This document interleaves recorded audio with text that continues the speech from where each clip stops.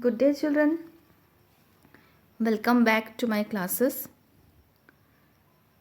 Proceeding with the chapter number 7. Already two classes we had regarding this chapter, the adventure. Our main character, Gangadhar Pant, he was in search of certain information regarding the present scenario and he found something, and then for this collection he had gone to Mumbai, and from there he collected certain things. Then after that we have seen that after 2 days he has reached to his own place, that is Pune. How it was possible? Regarding this we are going to study.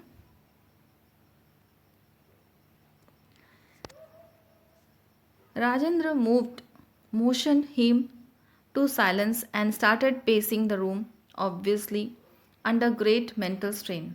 Finally, he turned around and said, Professor Gaitonde, I will try to rationalize your experience on the basis of two scientific theories as known today. Whether I succeed or not in convincing you of the facts, only you can judge. For you have indeed passed through a fantastic experience, or more correctly, a catastrophic experience. Here, children, something different thing about the science we are going to study. It's a fiction. Here, Rajendra, the friend of Professor Gaitonde, he wanted to mention something and he was silent before that, and then he said that there are two scientific theories, and we are going to, and it's a fantastic things you have experienced, a very nice thing, so I am going to explain it. Please continue, Rajendra. I am all yours. All yours. Professor Gaitonde replied. Rajendra continued, pacing as he talked. You have heard a lot about the catastrophe theory at that seminar. Let us apply it to the Battle of Panipat. Wars fought face to face on open grounds offer excellent examples of these theory. The Maratha army was facing Abdali's troop on the field of Panipat. There was no great disparity between the latter's troop and the opposite forces. Their armor was comparable, so a lot depended on the leadership and the morale of the troops. The juncture at which Bishwas Rao, the son of an heir to the Peshwa, was killed proved to be the turning point, as history has it. His uncle, Bha Sahib, rushed into the melee and was never seen again. Whether he was killed in battle or survived is not known, but the troops at that particular moment, that blow of losing their leaders was crucial. They lost their morale and fighting spirit. They followed an uttered route. So, here, children, Professor this Rajendra, he explained about the thing, and what he wanted to make understand, that about the Maratha, what happened during the war, that he wanted to explain, and he says so many things also. There was a discussion how and what happened to the Maratha rulers, and then comes exactly, Professor, and what you have shown me on that torn page is the course taken by the battle. When the bullet missed Vishwas Rao, a crucial event gone the other way, and its effect on the troops was also the opposite. It boosted their morale and provided just that extra impetus that made all the differences, Rajendra said. Maybe so. Similar statements are made about the battle Waterloo. This is the name of the battle, we all know, which Napoleon could have won, but we live in a unique world which has a unique history. This idea of its magic have been is okay for the sake of speculations, but for not for reality, Gangadhar Pant said. I take issue with you there. In fact, that brings me second point, which you may find strange. But please hear me out, Rajendra said. Gangadhar Pant listened expectantly as Rajendra continued. What do you mean by reality? We experience it directly with our senses or indirectly via instruments, but is it limited to what we see? Does it have other manifestations?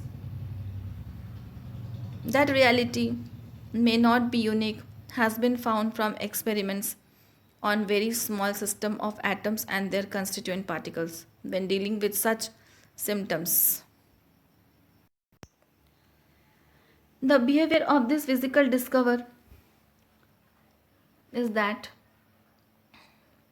something startling. The behavior of this system cannot be predicted definitely even if all the physical laws governing those systems are known. Take an example. I fire an electron from a source, where will it go? If I fire a bullet from a gun in a direction at a given speed, I know where it will be at later time, but I cannot make such an assertion for the electron. It may be here, there, anywhere. I can at best quote odds for it being found in a specified location at a specified time. So here children, an example is set by the author that when a bullet is shoot out, what happens if the electron is also fired, then what is going to happen, isn't it? The lack of determinism in quantum theory, even an ignoramus historian like me has heard of it, Professor Gaitonde said.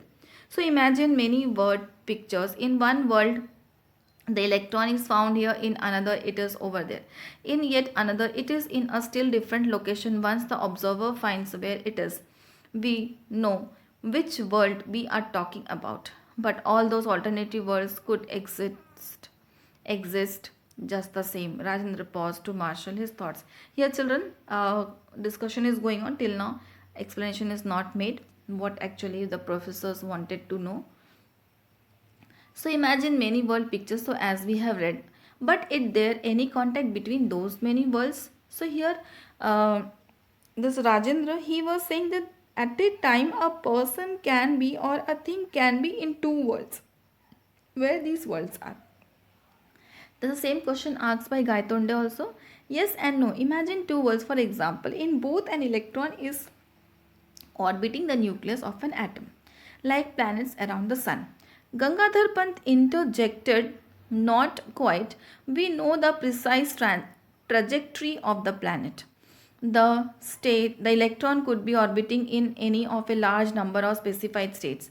These states may be used to identify the world. In state number 1, we have the electron in a state of higher energy. In state number 2, it is in a state of lower energy. It can make a jump from high to low energy and send out a pulse of radiation, or a pulse of radiation can knock it out of state number 2 into state number 1. Such transitions are common in microscopic system. What if it happened on a macroscopic level? So microscopically we can understand that one electron jumps to another state of level because of gaining of the energy or losing of the energy. Then what about the macroscopic? That means in a big shot what it can be. I get you. You are suggesting that I made a transition. So here, doctor is saying, means our professor, he is saying that you wanted to make me understand that I made a transition. You know meaning of transition?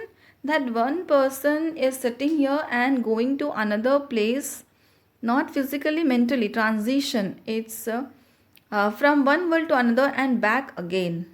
Fantastic, though it seems that this is the only explanation I can offer. Actually, what happened, children? When Gangadhar Pant came into conscious after 2 days, he is saying that I went to Mumbai. See, this is the proof that I have read in the museum and I have kept some notes. Then how I came here in Pune. Okay. So what can you will be saying if I put this question that I am here this moment and I am in that moment also? What you people are going to say to me? Is it so easy to make us understand? So the one you live in now and the one where you spend 2 days. One has the history we know, the other a different history. Okay, back again. The separation or bifurcation took place in the Battle of Panipat. You neither travel to the past nor to the future. You are in the present but experiencing a different world. Of course, by the same token, there must be made many more different worlds arising out of the bifurcations at different points of time. Children, you may be confused that what is written in this chapter.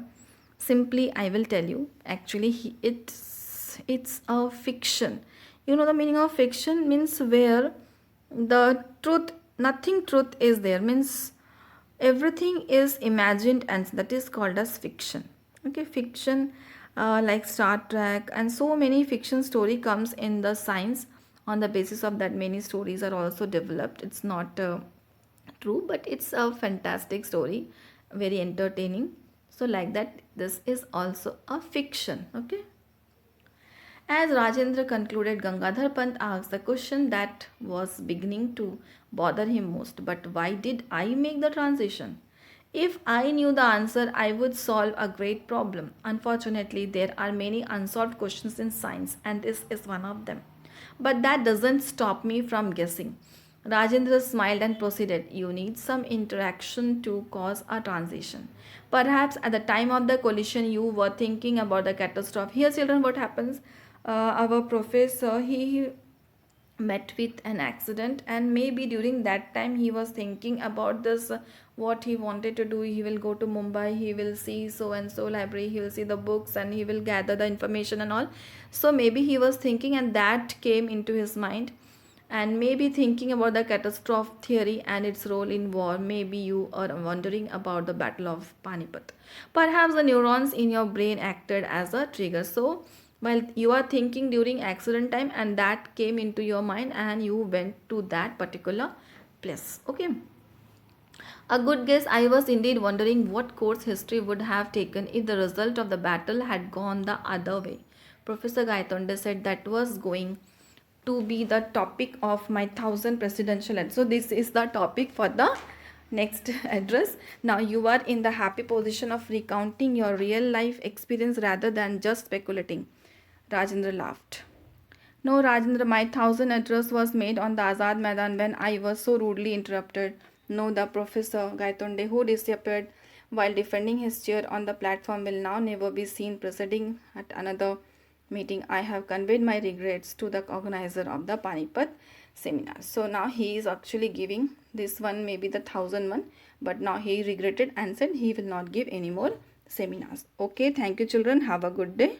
I hope you have understood.